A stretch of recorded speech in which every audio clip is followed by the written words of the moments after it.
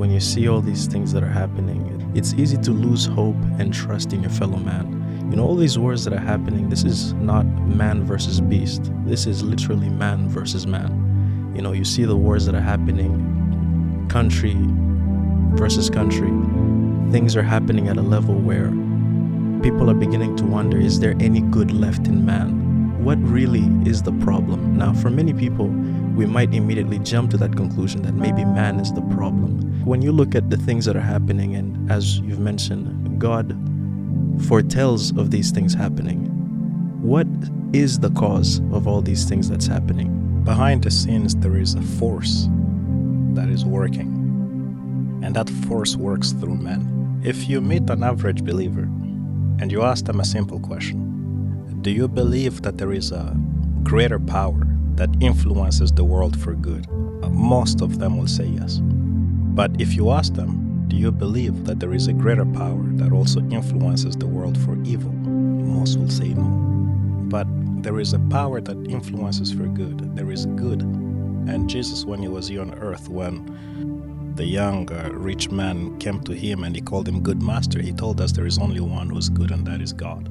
So that answers the question of where that good power is. It's God. But there is also an evil power, and that is the devil, known by his original name as Lucifer. Lucifer has been trying to establish a kingdom, and he knows that he cannot create. He doesn't have the power to create. The power to create is only reserved for God. Lucifer is trying to establish his kingdom by using the people that God created to establish his imaginary kingdom. And it may appear as if he's succeeding, but the Bible foretells the end of his attempt.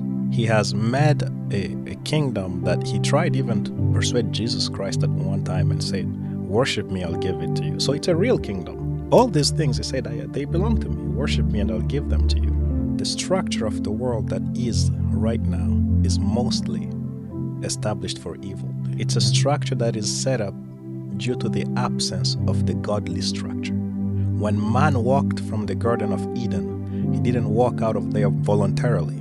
He was kicked out, and he was kicked out of the godly structure. Eden represented that godly structure. So outside of that godly structure, there is another structure. It's an evil structure.